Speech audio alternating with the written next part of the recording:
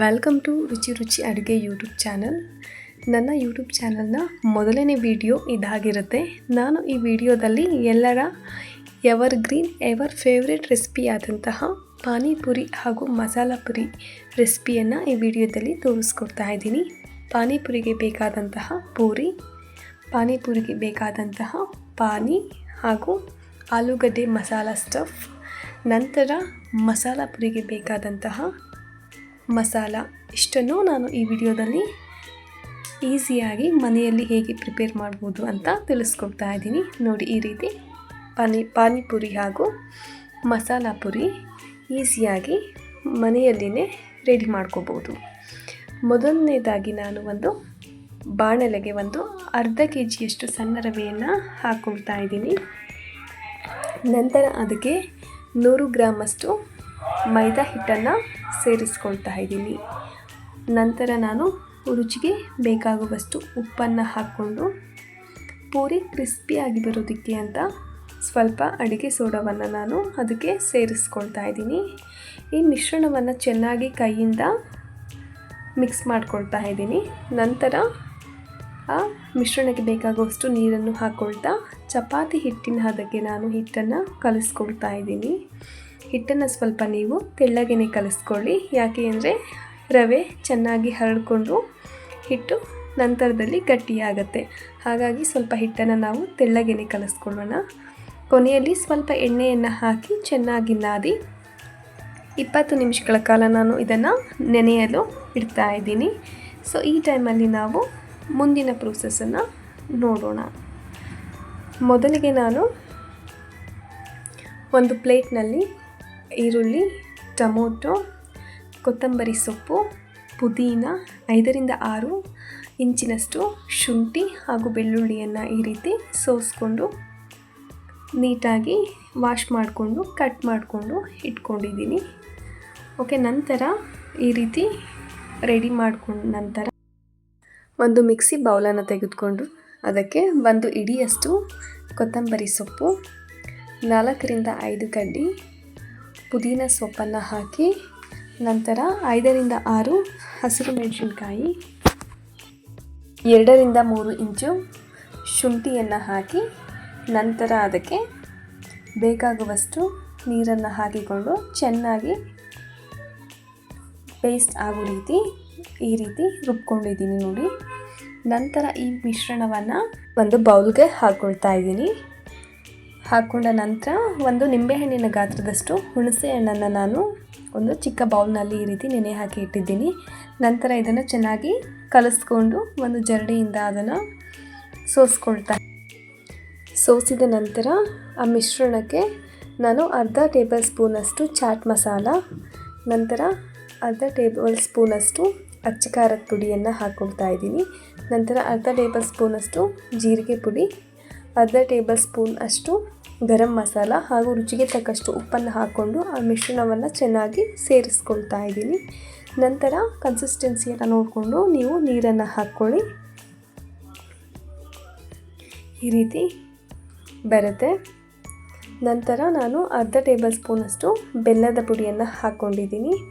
ಈ ರೀತಿ ನಿಮಗೆ ಎಷ್ಟು ನೀರು ಬೇಕು ನೋಡಿಕೊಂಡು ನೀರನ್ನು ಹಾಕ್ಕೊಂಡು ಈ ರೀತಿ ಪಾನಿಯನ್ನು ರೆಡಿ ಮಾಡಿ ಇಟ್ಕೊಂಡಿದ್ದೀನಿ. ಓಕೆ, ನಂತರ ಒಂದು ಬಾಣಲೆಯನ್ನು ತೆಗೆದುಕೊಂಡು ಅದಕ್ಕೆ 1 ಟೇಬಲ್ ಸ್ಪೂನಷ್ಟು ಎಣ್ಣೆಯನ್ನು ಹಾಕ್ಕೊಂಡಿದ್ದೀನಿ. ಎಣ್ಣೆ ಸ್ವಲ್ಪ ಬಿಸಿಯಾದ ನಂತರ ಅದಕ್ಕೆ ನಾನು ಸ್ವಲ್ಪ ಚಕ್ಕೆ ಹಾಗೂ 2 ಲವಂಗನ ಹಾಕ್ಕೊಂಡು ಆವಾಗಲೇ ಕಟ್ ಮಾಡಿ ಇಟ್ಕೊಂಡಿದ್ದಂತಹ ಈರುಳ್ಳಿ, 4 ರಿಂದ 5 ಹಸಿರು ಮೆಣಸಿನಕಾಯಿ ಹಾಗೂ 2 ರಿಂದ 3 ಇಂಚು ಶುಂಠಿಯನ್ನು ಹಾಕ್ಕೊಂಡು ಫ್ರೈ ಮಾಡ್ಕೊಳ್ತಾ ಇದ್ದೀನಿ. ನಂತರ ಬೆಳ್ಳುಳ್ಳಿ, 1 ಇಡಿಯಷ್ಟು ಕೊತ್ತಂಬರಿ ಸೊಪ್ಪು, ಟೊಮೊಟೊವನ್ನು ಹಾಕ್ಕೊಂಡು ಈ ರೀತಿ ಫ್ರೈ ಮಾಡಿಕೊಂಡು ಸ್ವಲ್ಪ ಹೊತ್ತು ಹಾಗೆ ಇಟ್ಟು ತಣ್ಣಗಾದ ನಂತರ ಅದನ್ನು ಒಂದು ಮಿಕ್ಸಿ ಜಾರ್ಗೆ ಹಾಕ್ಕೊಳ್ತಾ ಇದ್ದೀನಿ. ನಾನು ಒಂದು ಕುಕ್ಕರ್ಗೆ 5 ರಿಂದ 6 ಆಲೂಗಡ್ಡೆ ಹಾಗೂ 6 ರಿಂದ 7 ಗಂಟೆ ನೆನೆಸಿಟ್ಟಂತಹ ಬಟಾಣಿಯನ್ನು ಹಾಕ್ಕೊಂಡು 2 ರಿಂದ 3 ವಿಷಲ್ ಕೂಗಿಸಿ ಬೇಯಿಸಿಟ್ಕೊಂಡಿದ್ದೀನಿ. ನೋಡಿ, ಈ ರೀತಿ ಇದೆ.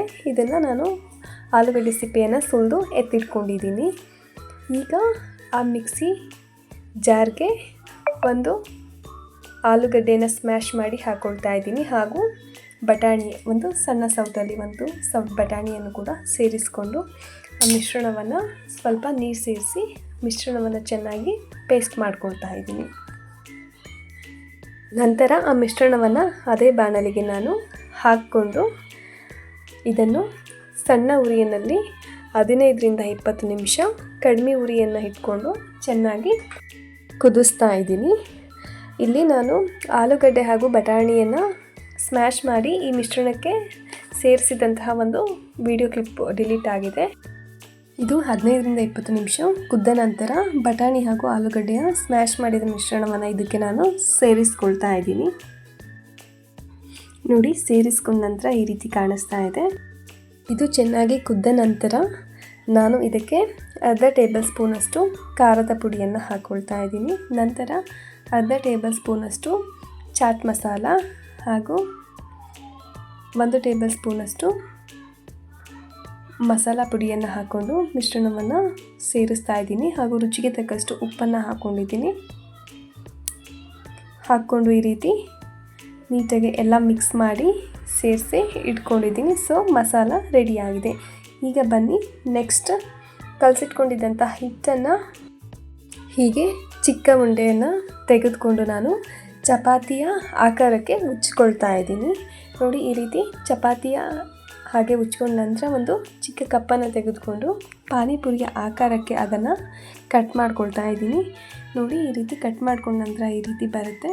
ಅದನ್ನು ಬಿಡಿಸ್ಕೊಂಡು ಒಂದೊಂದನ್ನೇ ಬಾಣಲೆಯಲ್ಲಿ ಎಣ್ಣೆಯನ್ನು ಇಟ್ಟು ಎಣ್ಣೆ ಬಿಸಿಯಾದ ನಂತರ ಒಂದೊಂದನ್ನೇ ಹಾಕಿ ಹೀಗೆ ಕರ್ಕೊಳ್ತಾ ಇದ್ದೀನಿ. ನೋಡಿ, ಈ ಪೂರಿಗಳಲ್ಲಿ ಕೆಲವೊಂದು ಪೂರಿ ಉಬ್ಬಿ ಬಂದಿದೆ, ಕೆಲವೊಂದು ಪೂರಿ ಉಬ್ಬಿಲ್ಲ. ಉಬ್ಬದೇ ಇರೋವಂಥ ಪೂರಿಯನ್ನು ನೀವು ಮಸಾಲೆ ಪೂರಿ ಮಾಡೋದಕ್ಕೆ ಬಳಸ್ಕೊಳ್ಬೋದು. ಉಬ್ಬಿರುವ ಪೂರಿಯನ್ನು ನೀವು ಪಾನಿಪುರಿಗೆ ಯೂಸ್ ಮಾಡ್ಕೋಬೋದು.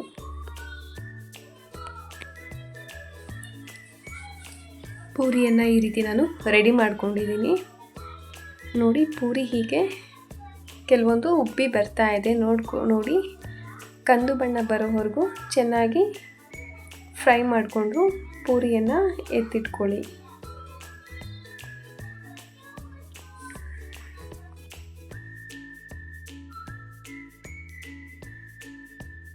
ನೋಡಿ, ಪೂರಿಯನ್ನು ಕರ್ಕೊಂಡು ಈ ರೀತಿ ನಾನು ಒಂದು ತಟ್ಟೆಯಲ್ಲಿ ಹಾಕಿ ಇಟ್ಕೊಂಡಿದ್ದೀನಿ. ನೋಡಿ, ಕೆಲವೊಂದು ಎಷ್ಟು ಚೆನ್ನಾಗಿ ಉಬ್ಬಿ ಬಂದಿದೆ ಅಂತ.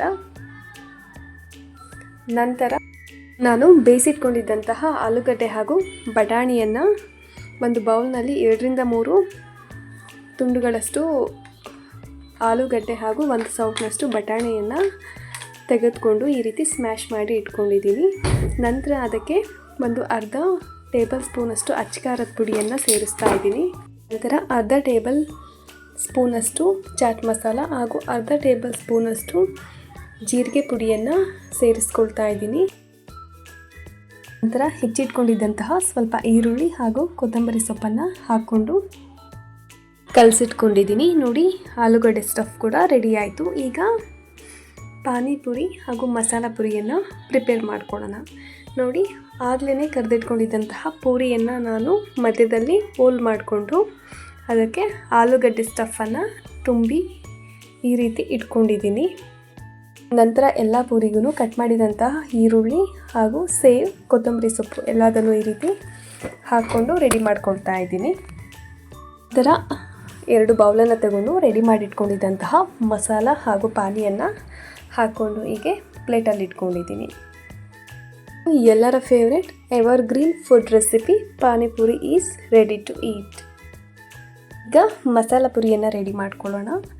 ಓಕೆ, ಒಂದು 6-7 ಪೂರಿಗಳನ್ನು ಫ್ಲ್ಯಾಟಾಗಿ ಬಂದಿತ್ತಲ್ವ ಕೆಲವೊಂದು ಪೂರಿ, ಆ ಪೂರಿಗಳನ್ನು ತಗೊಂಡು ನಾನು ಸ್ಮ್ಯಾಶ್ ಮಾಡಿ ಹಾಕ್ಕೊಂಡು ಅದಕ್ಕೆ ಮಸಾಲನ ಸೇರಿಸ್ಕೊಳ್ತಿದ್ದೀನಿ. ಅದರ ಮೇಲೆ ಈರುಳ್ಳಿ, ಬೇಕಿದ್ರೆ ನೀವು ಸ್ವಲ್ಪ ಟೊಮೊಟೊ ಹಾಕ್ಕೋಬೋದು. ನಂತರ ಕೊತ್ತಂಬರಿ ಸೊಪ್ಪು, ಸೇವ್ ಇಷ್ಟನ್ನು ಹಾಕ್ಕೊಂಡು, ಇದ್ದರೆ ಕಾಂಗ್ರೆಸ್ ಕಡಲೆ ಬೀಜ ಕೂಡ ಹಾಕ್ಕೊಳ್ಳಿ. ಇಷ್ಟನ್ನು ಹಾಕ್ಕೊಂಡು ನಾನು ಮಸಾಲ ಪುರಿ ಕೂಡ ರೆಡಿ ಮಾಡಿಕೊಂಡೆ.